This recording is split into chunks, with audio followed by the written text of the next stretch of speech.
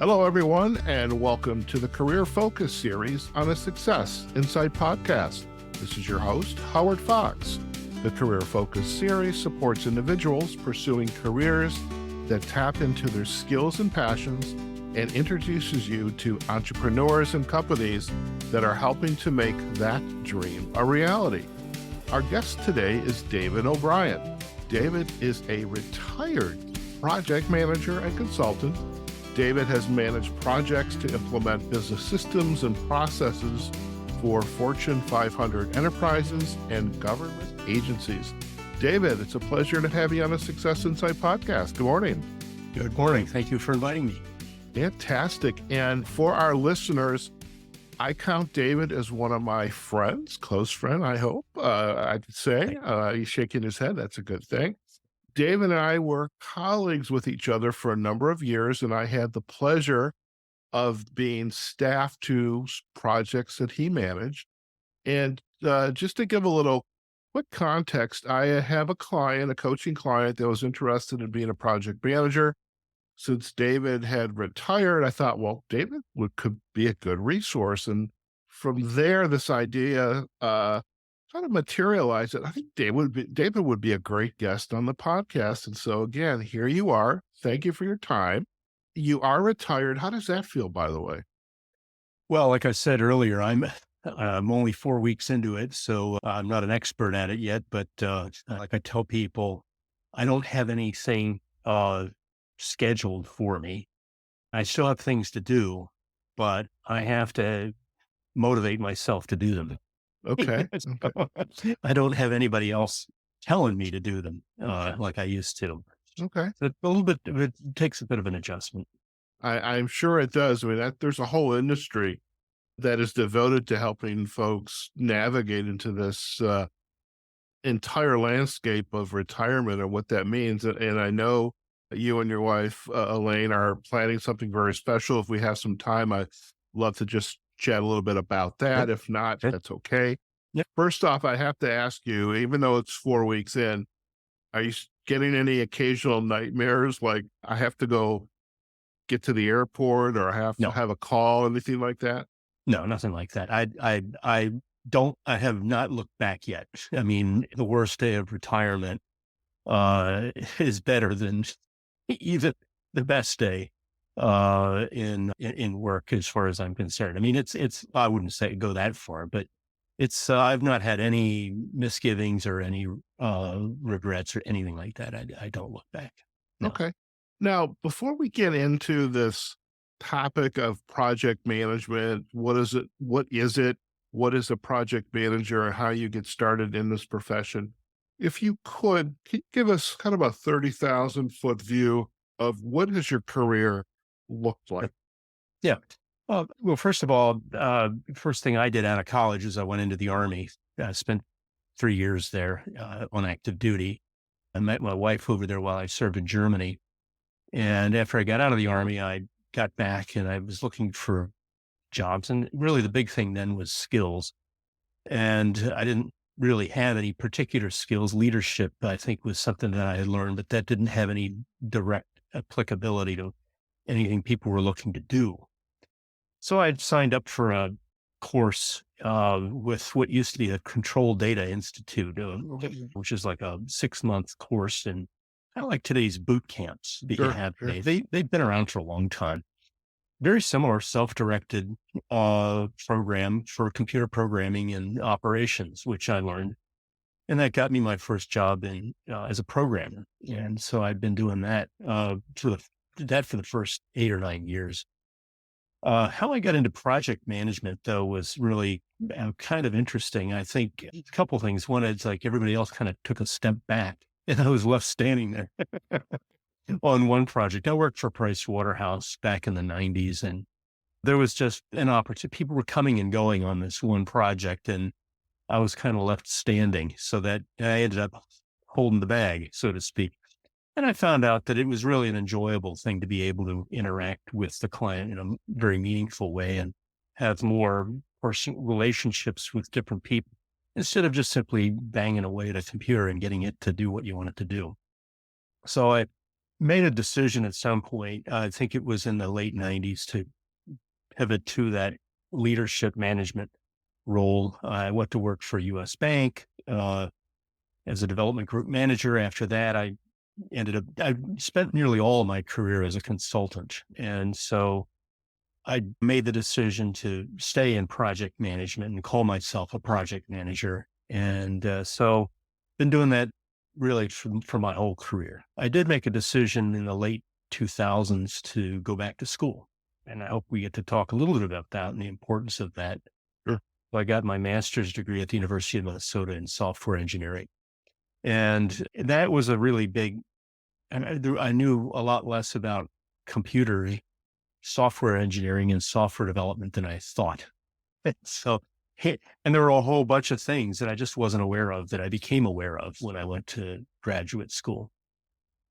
So that really helped me understand kind of what was going on in the world of software that I hadn't known before. So I always encourage people to do that. Go back to the well and get some kind of updating of your knowledge and skills. So I did that and continued working. And you and I worked together on a project for the state of Minnesota. Yeah. I got to do a lot of interesting projects, big and small, either as a participant on very, very large programs or kind of a solo project manager on a very small project, all of which were very rewarding and interesting.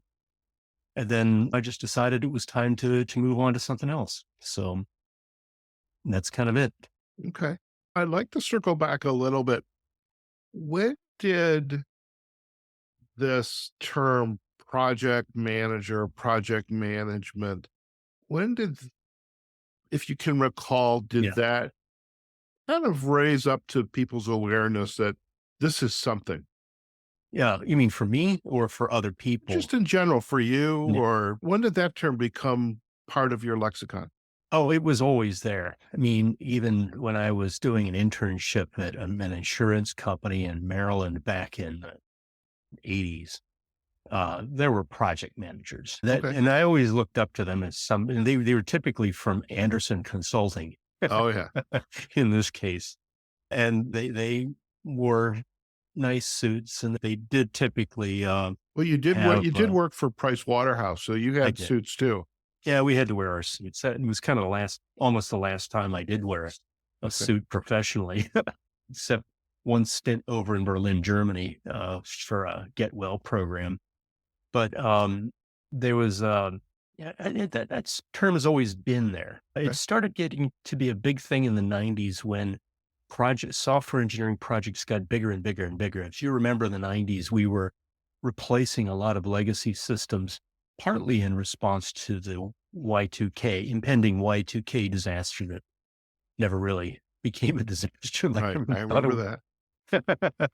But there were a lot of big projects to implement systems like SAP and PeopleSoft and Oracle to replace all of these homemade systems that had issues in them. And so that is the '90s is when software projects became really a big thing from what I can see.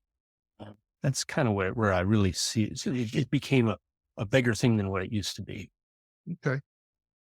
When you were beginning to participate either as a teammate or to lead as a project manager, how has the complexity of the role evolved in the years since you were taking on those projects to now you recently left Yeah. a software company? I can imagine it has changed or evolved in certain ways. What has been your take on that? It's become much more complex and varied. The two go together, varied and complex. But it also makes it exciting because of the fact that no two projects are the same anymore. You're now going from managing a business project to now managing a purely technical project, like pick up and move things from one data center to another. Although we're now moving things to the cloud. So a business initiative could involve using a third party vendor software. I mean, the technology has really made the role of a project manager, at least in my field, much more complex and varied. And you have a much greater number of stakeholders than what you had before. You have a lot of people who are decision makers that you didn't have before. That doesn't mean to say that projects can't still be fairly small and simple and relatively defined in scope. And I would say that don't feel that just because you're a project manager in software means that you should only manage the big ones, the big beasts, that that's the only project worth managing. I find that some of the smaller ones can be uh, more satisfying because the smaller the project, Howard, as you remember, the greater the likelihood that it will be a success. So, Yes. I think the so project you and I were yep. on was probably one of the few out of the gate was successful. A lot of projects that I was on stalled. Well, we're sending the staff away until we fix something. Something's Oh yeah. not right, or Hmm. and I think I remember the email you sent me, Howard. Go check the website. You can see a little bit of your handiwork, and it's like, oh Yeah. wow, that's pretty cool. Yeah, and that one was around for at least 15 years. I think a few years ago they redid it. All of the states' websites got kind of a new lick of paint, basically, Mhm. new graphics and all that kind of stuff. And revenue was no different. But yeah, it was kind of a neat thing to see. So curious, you have been in the technology space, information technology space for almost your entire career outside of your military stint. Does a project manager, the role of does the work, is it the same as maybe you know this, maybe you don't. Is it the same across industries? And I guess even before you answer that, David, do you or have you ever interacted with other project managers in other, say, industries outside of the technology industry? Yeah, And what's been the similarities and the differences on those two fronts? yeah. My recent client, a very, very large multinational agriculture commodities company that's based here in Minneapolis, and won't take too many people long to guess who that would be. I very frequently interacted with project managers who were responsible for the physical construction of sites like crush mills and grain elevator sites and things like that. So, but the language and the terms that we use are very much the same. I mean, we do have a common, and this is what PMI is all about. It's to say that regardless of whether your project is in software or the construction of a building, you should be using the same constructs, the same tools to manage a project. And so I found that was one of the most pleasant surprises about is that, oh, we are now actually part of a profession. We do belong to this common profession.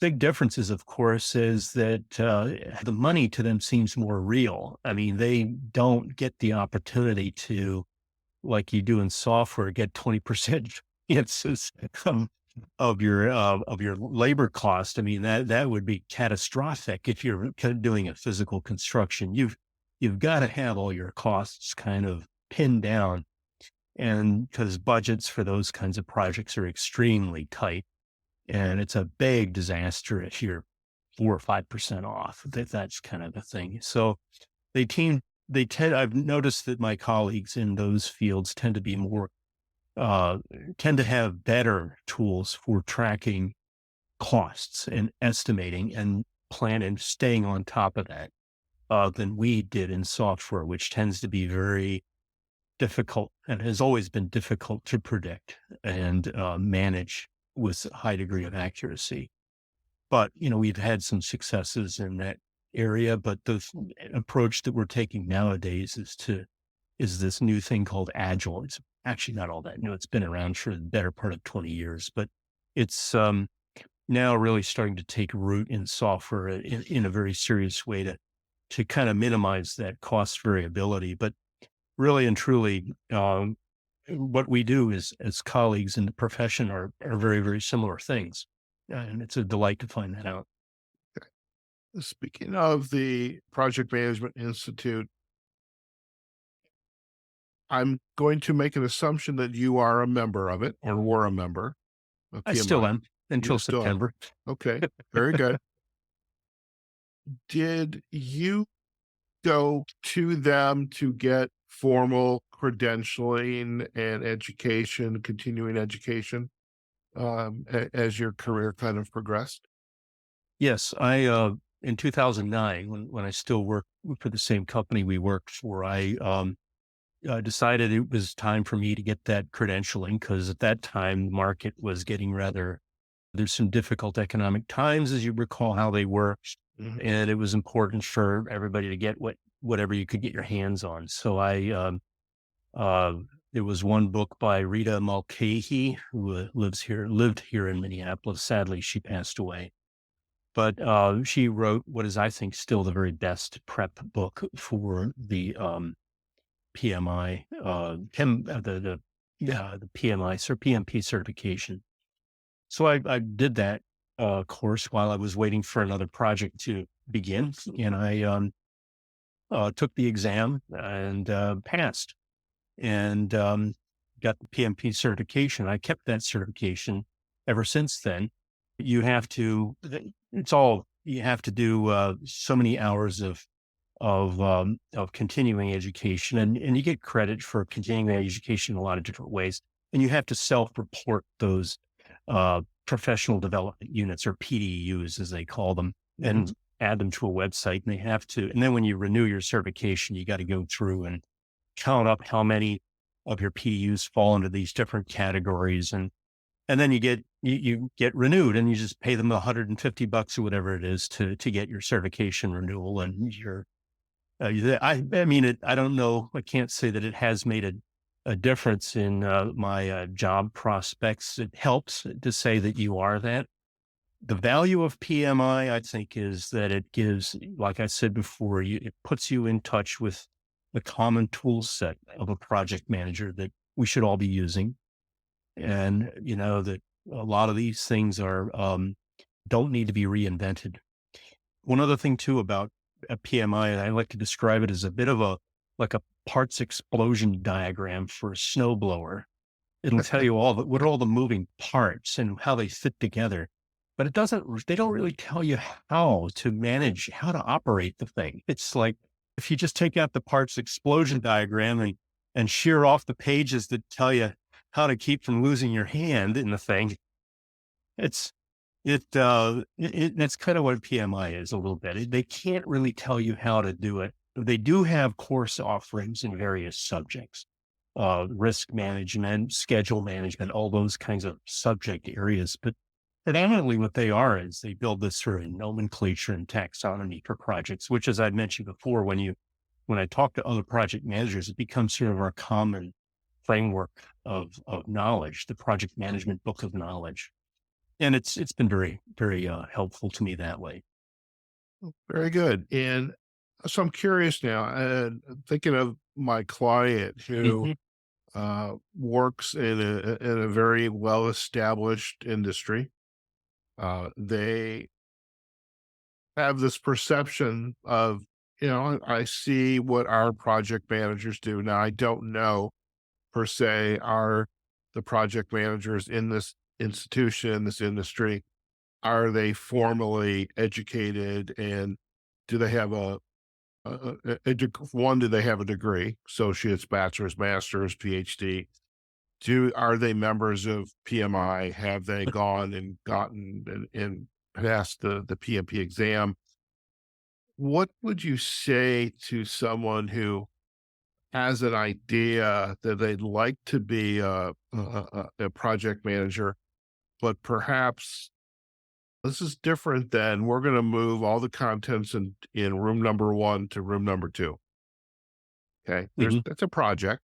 Okay. yeah, There's some time limits. We have to do mhm, some prep work and activities, have people and other mhm. resources there. But what would you say to someone who speaks to the idea of projects, but maybe is not formally educated and experienced in what it really means to be a project manager, what kind of advice would you give them Mm. to help get them ready for this profession? Well, I would say two things. One is that, like I said, it's a changing field. And the biggest change that's impacting project management right now is this thing called Agile. So I mean, go into Wikipedia and just look up Agile and read up on that. That is having the biggest and broadest impact on what projects are about. That doesn't mean that projects, as we used to refer to them as waterfall, where you have to complete one step before you can get to another. Those are still going to be around and you're still going to need project managers to do them. But I would say, first of all, make sure you're aware that there are really two jackets that we can wear. One jacket is the Agile jacket, and then the other jacket is the waterfall jacket. And then there's some times when you have to kind of wear both a little bit. But the first thing is be aware that there are two very different ways that uh, what we call projects or initiatives are being managed, and be, first of all, very much aware of that and get an understanding of which of those two would interest you the most. The one thing about the agile workspace is that it tends to be more continuous. The idea is to keep the flow going, the flow of work flowing through a pipeline in a very continuous fashion rather than bulking up and doing things in large batches at a time. Break it up, chop it up, and get it to flow through a pipeline of a team of people. It is based on the concepts of lean, and it is more and more becoming the way that, at least in software, we want to do things. And the leadership role there is called a scrum master. So that's another first thing to read up on is what is the role of a scrum master? A project manager, though, is a very general term for somebody who project is by definition a temporary thing, endeavor to create a unique product or service.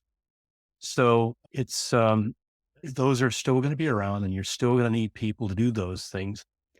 And it's a very challenging thing to do in this day and age, even with all of the technologies that we have, like the one we're using now to talk to one another. Funny enough, this technology and this separateness is forcing a whole new set of habits that we didn't have to deal with before working remotely. So those are new skills that a lot of us are still figuring out. But I would say that it's a very rewarding career that gives you a lot of skills that you can apply in so many different areas. A lot of project managers end up becoming general managers that manage an enterprise of some sort or some sort of a department. So that's not the same. Being a project manager isn't the same as being a department manager, but a lot of what you learn as a project manager, you can apply to that and vice versa. So it's a skill that you can learn and apply in so many different areas and contexts. And it pays pretty well. I have to say that. That's good. That's good. Yep. So, if just to repeat, and you correct me if I have not tracked correctly, Yep. play on words there. Uh, Go out and do the Google search, learn about Agile, learn a lot about Scrum to get familiar with those kinds of projects because that is where the industry as a project manager is tends to be leaning towards, but also to be aware of the other jacket, the Right. waterfall approach. Yeah. I just want to say one thing about the waterfall approach. There's some areas where it won't go out of style. For Okay. instance, if you're implementing a third party software as a service cloud based solution, that's going to be a waterfall project. You're not going to do this in an agile manner. There are very discrete steps that you got to follow from beginning. You got to get this and get this done, and you got to go to the next step, into the next step, into the next step. So those projects are account for a very large percentage of what we call projects in software nowadays. And they are going to continue to be around for a long, long time while we transition away from solutions that we have in-house to solutions that now we go out and buy from somebody who has them on cloud service like Amazon or Microsoft Azure. And so I don't, one shouldn't think that Agile will replace those projects, but when it comes to the creation and development of software, Agile is very much the way to go. If you're now leading a team of software engineers, that's the way to go, because you do have the ability to manage the risk, the work can get prioritized because you are kind of keeping smaller pieces at a time, and the flow is much easier and it's more sustainable. You're not running these death marches where you have to meet these deadlines all the time. Although some companies, even with Agile, can put a lot of stress on their teams. Sure. What role does the business analyst have in this new environment where you have agile, you've got the project manager, Yep. uh, and those processes? Is that still important? Well, Oh, yes. and I ask that because I remember my role as a business analyst, business process specialist, different than the software engineer. So, and I Yep. remember the projects we were on, where you're managing different components. And what role do they have in this process? Do they have, are they going to be the future project managers, or Well, is they that a can be. profession? Very often in the Agile world, the business analyst is called a product owner, Okay. and they don't own the product, they own the problem. So they speak for the problem that the customer is facing. And they translate that problem into a series of statements and say what customer needs or whoever the customer is. And there's this thing called a user story. As an online shopper, I need to be able to add items to my shopping cart. And so that becomes a story that gets put on a card. And then that becomes the beginning of a conversation and a collaboration with your developers about how we would do that. But the business analyst role hasn't fundamentally does not change. It's to take what is needed and speak and on behalf of the customer who is going to be the user and recipient of this solution. What gets complicated now, of course, is that the stakeholders, as I've said before, are more numerous and more varied, and these requirements start to become very conflicting with one another. So the role of a business analyst is very critical. It is a role that can and has very often transitioned into that of leadership. You can, at that point, make a very easy transition over to now becoming Scrum Master. And it's not uncommon for product owners to also play that role, wear both hats, product owner as well as that of a Scrum Master. So it's a very, very critical role. And I think that I foresee the need for business analysts and product owners to be continuous. Now, what's going to change, what changes though with the product owner is that the requirements don't get locked down and frozen. You keep them very, very small, atomic, and you can change them as you go through, and you demonstrate at real world implementations of it. And then you feed it back to the customer and say, what do you think of that in a demo? And they say, oh, that looks even better than what I say. So the people have to see things. And so the role of a business analyst slash product owner is very, very important. And I think it's a good way to get into, if one wants to become a Scrum Master, it's a good place to start. Okay. I'm curious, would the engineering team play part of that role as well? The engineering lead, or Uh, is that not really conducive for no, their role? Not really. They as Howard, engineers like to shoot bullets at problems before they even understand what they are. They're very quick to solve things that they don't understand. And so it's good to have somebody who's not in their problem solving space all the time to step out of that and to now look at this from the perspective of a customer who is really dealing with a problem. So, like I said before, the solution, the product owner doesn't own the solution. They own the problem, and they have to define what that problem is and define what the customer needs to be able to solve that problem and help explain it that way, but not to step over into the solution space. I think that it's very good to keep a separation between the problem space and the solution space. Granted, there is a lot of overlap and fuzziness. If you work with any of these vendors from companies that implement solutions, very often they have to take their solution and get it to work for the unique needs of the business without having to customize it and rework it. There's a bit of gray area between them, but I generally recommend that we keep those two areas very separate.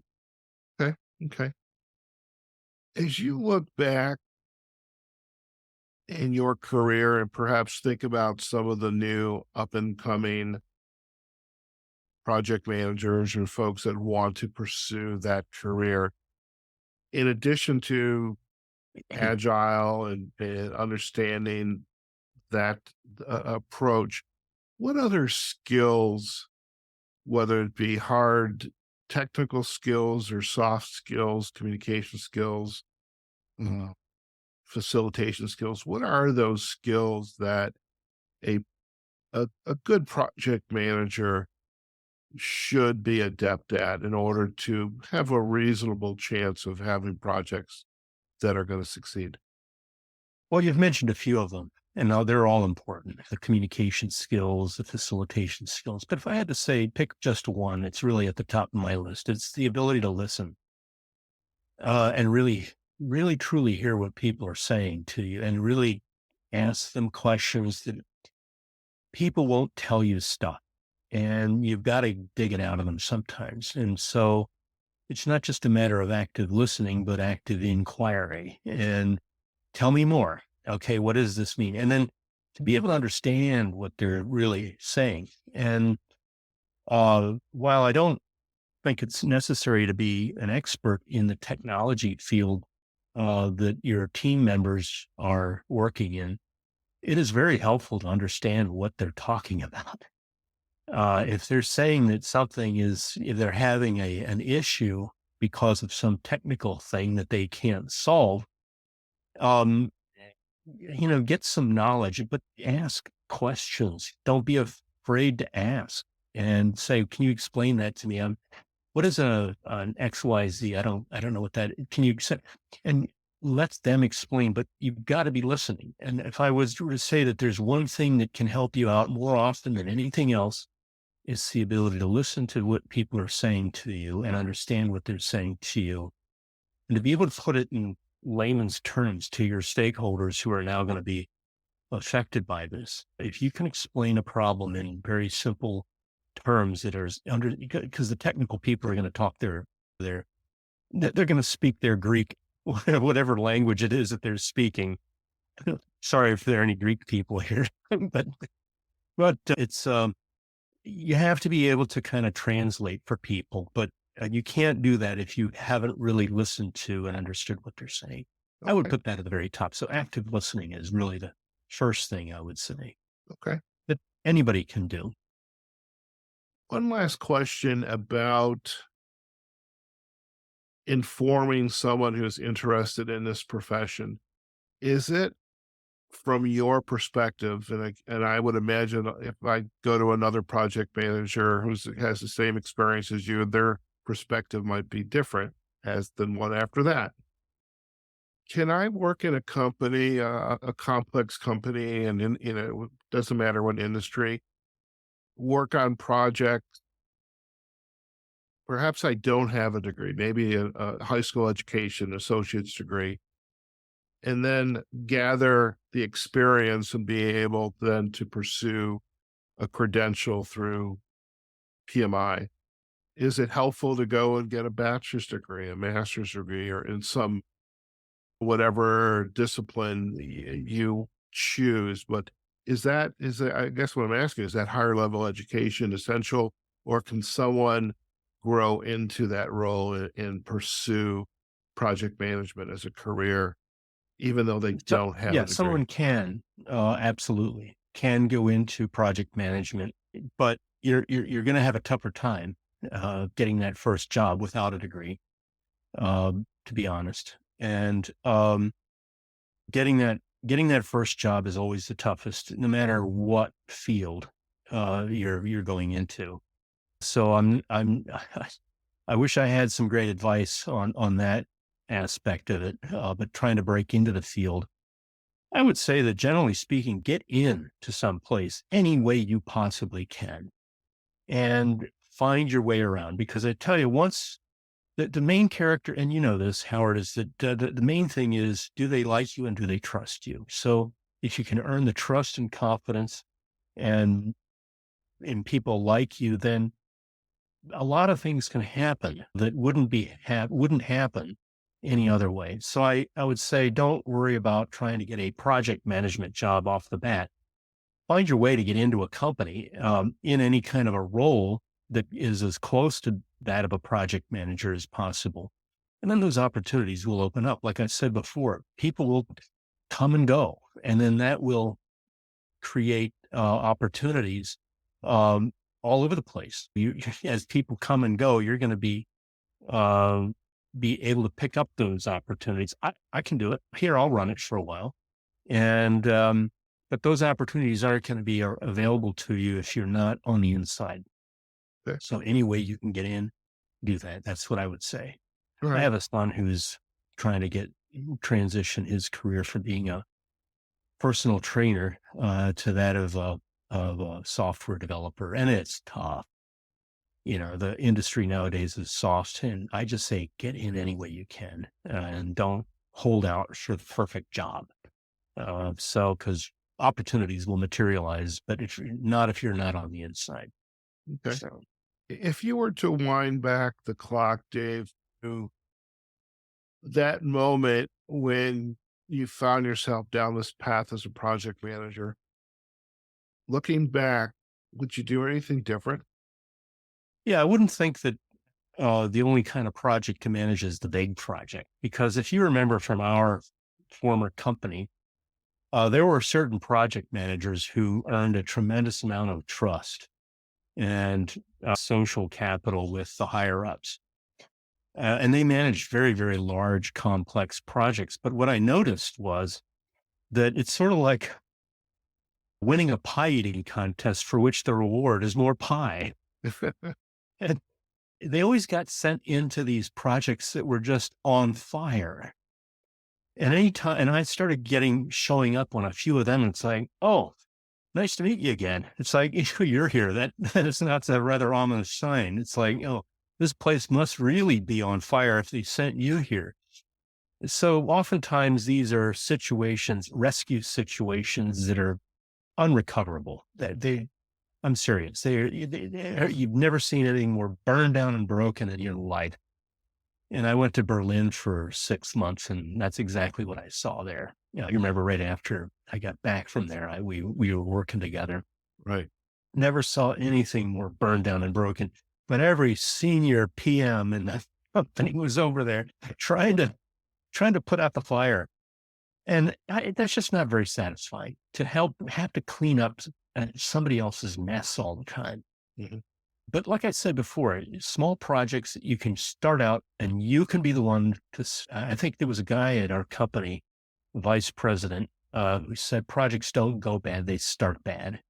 And if you can be the one who starts them off on the right foot and get them into the groove and get the practices in place, the routine going, it's kind of like get your dog into a routine and they'll behave themselves a lot better. So, projects are the same. They've got to get onto a routine. Every week there's got to be this cycle of activity that everybody knows they just have to do. And it becomes kind of a pattern that they follow. And it gives people a sense of confidence that things are under control. But if you don't set that up initially, and that's one of the things that I found from going into all these burning platforms is that the PMs never set that stuff up in the first place. They skipped all that. Mm. So if those big projects it's tough to do that on a really big project, but I've noticed that successful project managers always do that wherever I go. They set up the routine and be very big upon getting the habits formed early on in the project team and getting them to do stuff.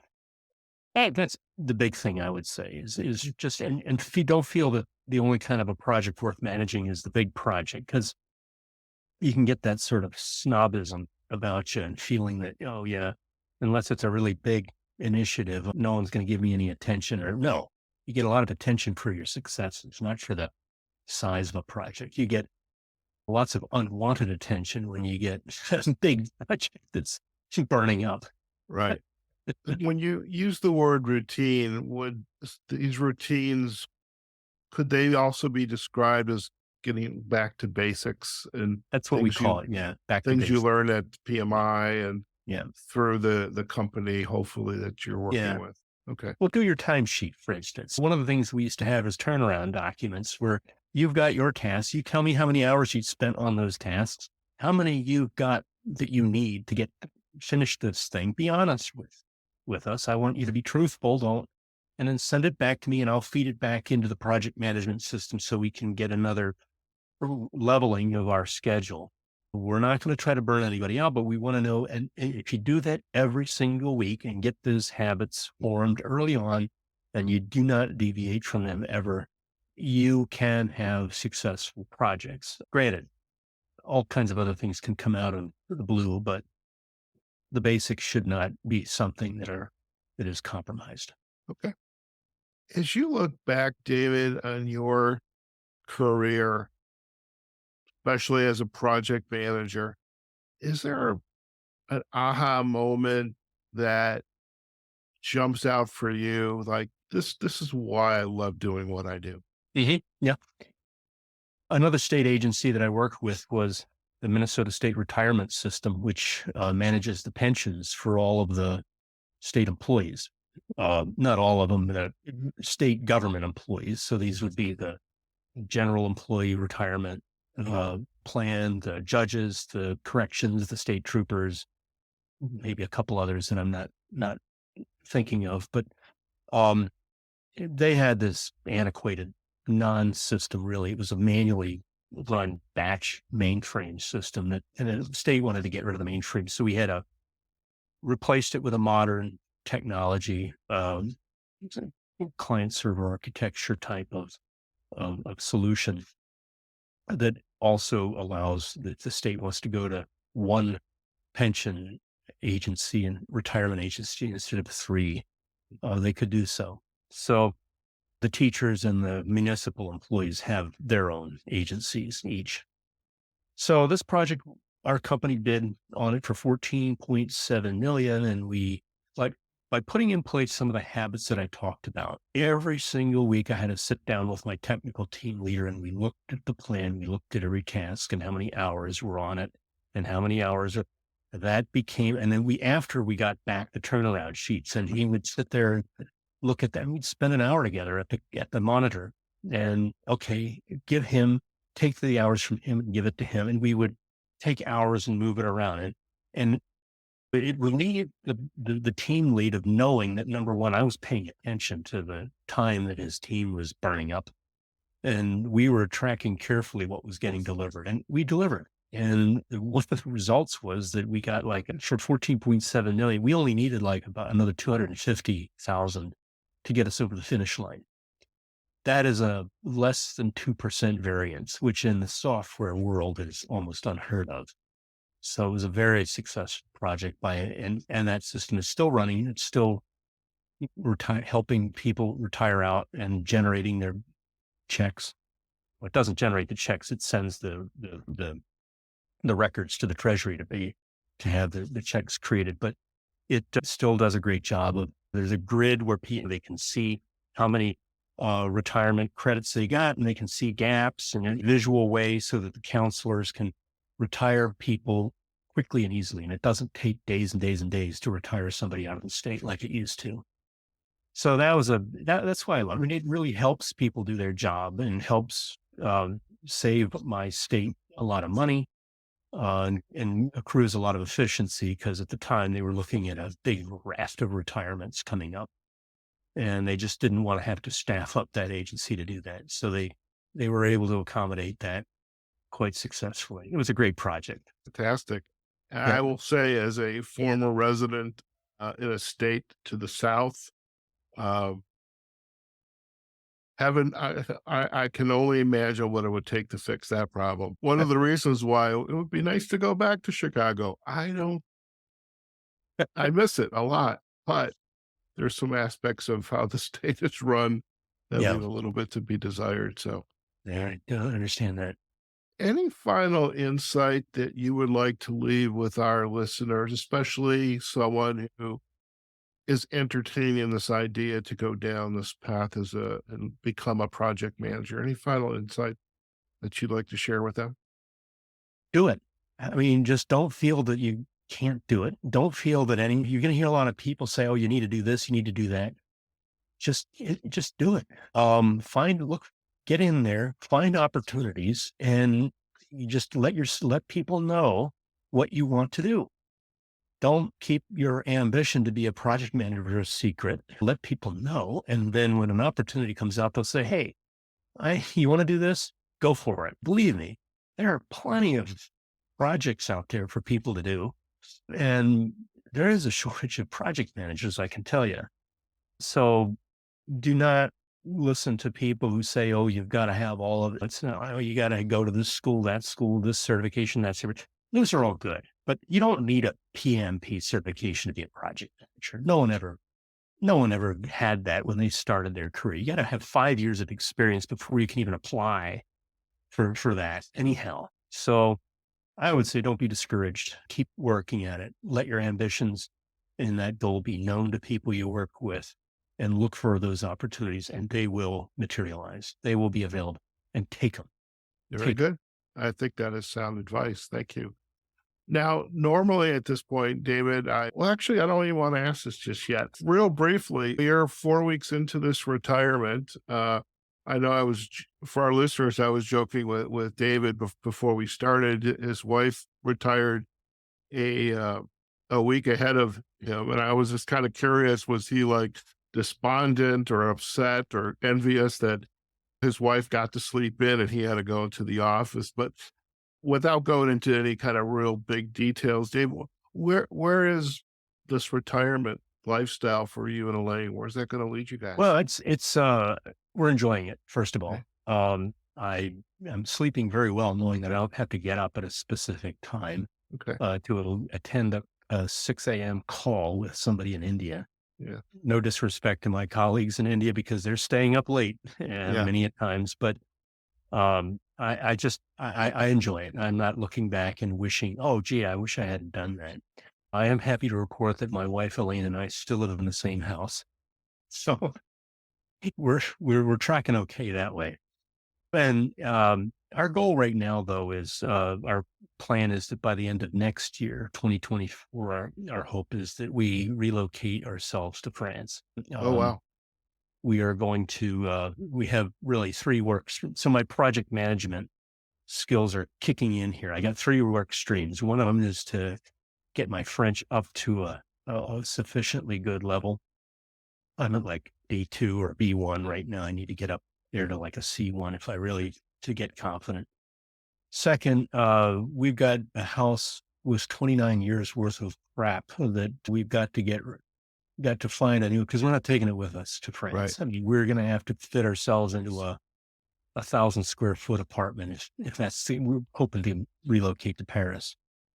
And third, what the French would call les démarches administratives, the administrative processes, which I understand will become a part-time job in the first year. I've heard about that. Oh, I they was don't make reading anything some of the easy. threads as you were sharing and about that, if I can only imagine. Oh, yeah. So all these things I'm kind of getting prepared for. And it's kind of an exciting thing, but we're going over there in September to scout out neighborhoods in Paris, and maybe some suburbs that interest us. But that's been one of our dreams for the longest time. I won't be able to work over there. The terms of the visa do not give me permission to work for the time I'm there, but that's fine. I don't necessarily need to or want to. But this wouldn't be possible if I didn't have a career in project management that accrued the kind of financial support that I have today. And I think that I consider myself very, very fortunate. I don't have any advice to give anybody who wants to go over there to work. I don't, I don't know how you can pull that off, but if you do, hey, write a book because There I'm you telling go. you that. You might your next career besides moving over there, number 4 might be to write a memoir. Who knows? Who knows? David, it's been a pleasure to have Yeah, you on the Career Focus series on the Success Insight podcast. Now, I imagine now that you are retired, sites like LinkedIn may or may not be first and foremost. So yeah, connect with me on LinkedIn. But is it okay if our listeners, if they have questions for you, we can use our webpage.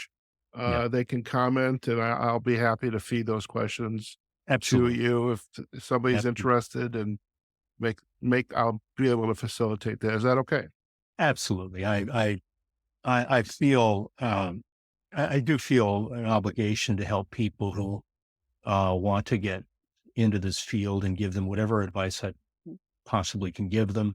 I hope that it's helpful. I hope that it results, but I have to say that the people I have seen coming into the profession these days have given me a lot of confidence, and makes me feel good to retire when I see so many bright young people going into the profession and doing such great work and managing projects so well that it makes me feel like, I can retire. I don't have to worry about anything. They've Very got it. good. Very good. They've got things under control. And nothing that feels good. That's a very good feeling. Yeah. David, again, it's been a pleasure to have you on the podcast, and I truly am grateful you were open to taking the time to share about the profession and your journey and what success looks like should someone wish to pursue it. And I know you were you shared this was your first podcast and you were a little Mhm. nervous, but by the way, I have to say you did great. And Yeah. this is going to be a great episode. And there's a lot of people out here who are interested in this profession. And at least it's going to give them a stepping stone of Yeah. some next steps to Well, send take. them my way. I'm glad to be very happy to talk to any of your clients that want when I put some questions to me, whatever. Sounds like a plan. Listen, stay in the line. We're going to do a real quick Okay. close and you and I can have a final chat. Okay. Yeah. Okay. All right. All right, folks, we have just been chatting with David O'Brien, retired project manager, former colleague of mine, and just a wonderful individual. And I've had the chance to work with him on a really cool project up in St. Paul, Minnesota for the state. And just really, it's been a pleasure to get to know him. And I'm very grateful he was open to come on to the podcast and really chat about the profession of project manager. And actually, and I appreciate this in chatting with David, this idea came up. Perhaps I should repeat this process for other professions if there are folks who are interested in should I become a doctor, a lawyer, an accountant, a bricklayer, a construction engineer, and that's an idea that I'm toying around with to bring other professionals onto the show and talk about what it means in 2023, 2024, Yeah. the next 5, 10 years, what these professions are going to look like. So I want to thank David for that because that idea now is sparked and we'll see where that takes us. This episode will be up shortly on our webpage, successinsightpodcast.com. And remember, if you have any questions for David, or if you just want to give us a comment about this episode, We would appreciate those comments. You can add those onto our webpage. And there's also Apple and Spotify also have commenting features as well. Now, besides our website, you can find us wherever you listen to your podcast. And we are also going to have a 10-minute get to know you segment, 10 minutes or so, up on YouTube shortly. Okay, folks, wherever you are, whatever you're doing, go out there and have a fantastic week. And we will see you on a future episode of the Career Focus series on the Success Insight podcast. Take care now.